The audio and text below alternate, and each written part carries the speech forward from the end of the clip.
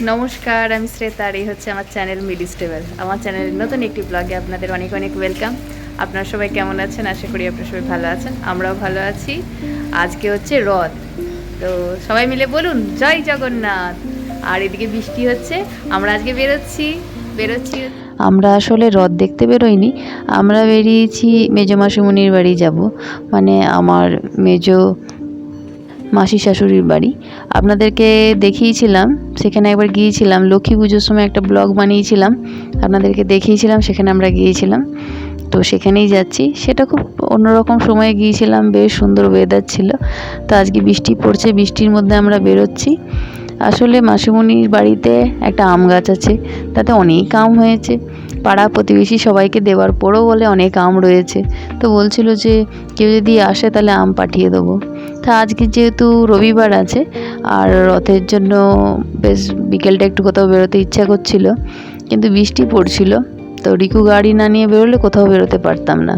তো তো ভাবলাম চলো সবাই মিলে চলে যাই মাসিমণির বাড়িতে, মানে রথ দেখাও হবে, কলা বেচাও হবে, যে একটা প্রবাদ বাক্য রয়েছে সেই অনুসারে আর কি আমরা যাচ্ছি। এই ঘোরাও হবে, আম খাওয়া হবে, আম আনা হবে, সেই জন্য। তো এইদিকে দেখুন খড়গপুরে কিন্তু বৃষ্টি হচ্ছিল প্রচুর, এদিকটাতে তেমন বৃষ্টিটা, মানে এই দেখুন রাস্তাটা শুকনো শুকনো, মানে রাস্তায় জল নেই, মানে বৃষ্টি হয়নি এই মুহূর্তে, কিন্তু কদিন আগে মনে হচ্ছে জল হয়েছে, মাঠঘাটগুলো বেশ ভেজা রয়েছে। আর এটা হচ্ছে ভাদুতলা স্টেশন, গেট পড়ে গিয়েছিল, আমাদেরকে একটু দাঁড়াতে হলো। এই রাস্তাটা যাচ্ছে হচ্ছে আপনার, রাস্তা বলতে এই রেল লাইনটা যাচ্ছে বিষ্ণুপুরের দিকে। তো এটা একটা আইটিআই কলেজ। তো এই দেখুন দুদিকে শালবন রয়েছে, এই জায়গাটা যেতে ভীষণ ভালো লাগে। এখন বর্ষার দিনে বেশ সুন্দর পাতা গজিয়েছে, সবুজে ভরা, দারুণ লাগছে এই জায়গাটা দেখতে। তো পিকুর আবার দুদিনের ছুটি পেয়েছে রথের, রবিবার দিন রথ পড়েছে, তো রবিবারে এমনিতেই ছুটি থাকে, রিকু পিকু দুজনেরই ছুটি রয়েছে। আর পিকু যেহেতু জগন্নাথের দেশে চাকরি করছে, মানে জগন্নাথের দেশ মানে উড়িষ্যাতে চাকরি করছে, সেই জন্য উড়িষ্যা গভর্নমেন্ট এবছর থেকে দুদিন ছুটি দিয়েছে, রথের দিন ছুটি থাকবে এবং রথের পরের দিনও ছুটি থাকবে। তো সোমবার দিনটাও ছুটি পাবে।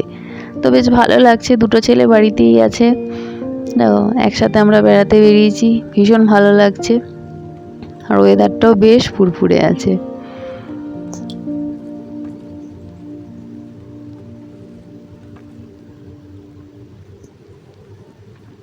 তো আমরা মেজো মাসিমণির বাড়িতে পৌঁছে গেছি, এবার গাড়িটা রাখা হবে সেই ব্যবস্থা চলছে।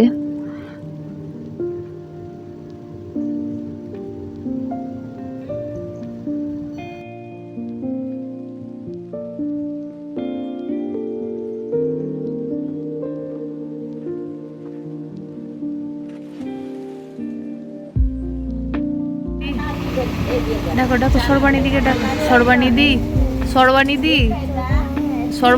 ডাকছে, সর্বানিধি ডাকছে গো।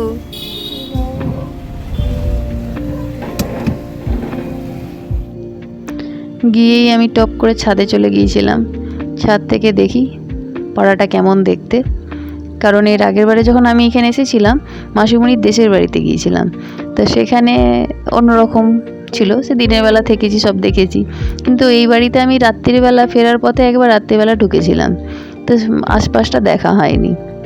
আর এখানে দেখুন এক থালা আম এসে গেছে, আমরা এখন আম এনজয় করছি, সবাই মিলে আম খাচ্ছি। আর এই হচ্ছে সেই আম গাছটা, যার আম নাকি শেষ হতেই চাইছে না, ডগাতে দেখুন মাথাতে এক গাদা আম হয়ে আছে গাছটার, কী করে যে পারবে কে জানে, না মাথায় মাথায় আম পড়তে থাকবে পেকে পেকে টপ টপ করে।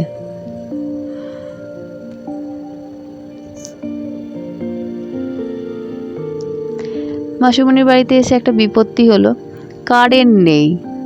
কারেন্ট যে নেই সেটা আমরা তখন ব্যাপারটা ভাবলাম যে এমনি লোডশেডিং হয়েছে, আমরা প্রথমে ভাবছিলাম, তারপরে জানতে পারলাম না, অন্যদের এখানে কারেন্ট রয়েছে, এখানে মাসিমণিদের ঘরেই কারেন্ট নেই, আসলে কিছু একটা ফল্ট হয়ে গেছে, সেই জন্য কারেন্টটা নেই।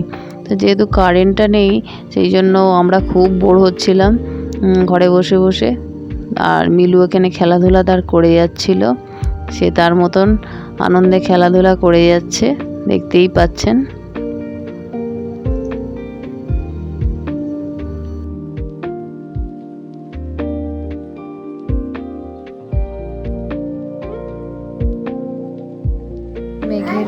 মেঘের কোলে রোদ এসেছে, বাদল গেছে টুটি,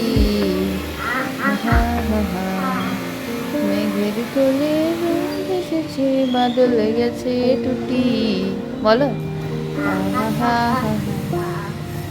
আমরা সবাই রাজা, আমাদেরই রাজা রাজা। তারপরে যখন কারেন্ট নেই তখন আমরা একটুখানি বাইরের দিকে বেরিয়ে পড়েছি, এই লাল নীল জুতো পরে, গঙ্গা যমুনা চটি পরে বেরিয়ে পড়েছি। দুজনে মিলে বেড়াচ্ছি, দুজনে মিলে নয়, আমি আমার শাশুড়ি মা আর পিকু আর মিলি একটু আগিয়ে গেছে। তা আমরা চলো বলি পাড়াটা ঘুরে আসি, কেমন পাড়াটা একবার দেখে আসি। এই দেখুন মেয়েটি তার বাবার সাথে চিপকে আছে।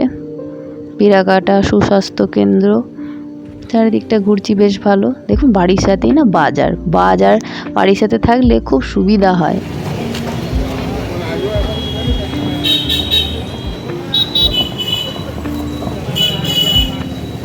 জোরে বল জয় জগন্নাথ, বল জয় জগন্নাথ, বল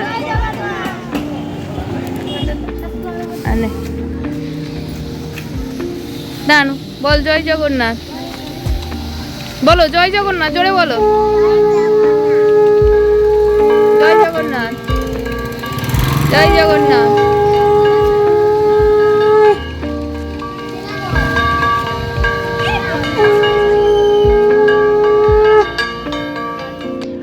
রথের দিন নাকি রথের দড়ি ধরে টানলে সমস্ত পাপ নাকি ধুয়ে যায়। তো আমাদের রথ টানা হয়ে গেল, মিলু আজকে রথ টেনে নিয়েছে। এবার ফেরার পথে না আমার শাশুড়ি মা বলছে, এই শ্রেতা জিলিপি ভাজছে, আজকের দিনে জিলিপি খেতে হয়, খাবে? বলছি হ্যাঁ হ্যাঁ। তারপরে গাড়ি এক জায়গায় দাঁড় করালো, অমনি আমি টুক করে দোকানে গিয়ে ভিডিও করতে লেগে গেলাম। ভিডিও করতেও দেখতে এত ভালো লাগছে। দেখুন জিলিপিগুলো গরম গরম ভাজা হয়েছে। 1 কিলো জিলিপির দাম 120 টাকা নিয়েছে। তো আমি কিছুতেই বলতে পারছিলাম না দাম কত নিয়েছে, কিন্তু এই দেখুন আমরা দুজনে, আমি আর আমার শাশুড়ি মা কিন্তু আমরা জিলিপি খেতে বসে গেছি। গরম গরম জিলিপির লোভ সামলাতে পারিনি।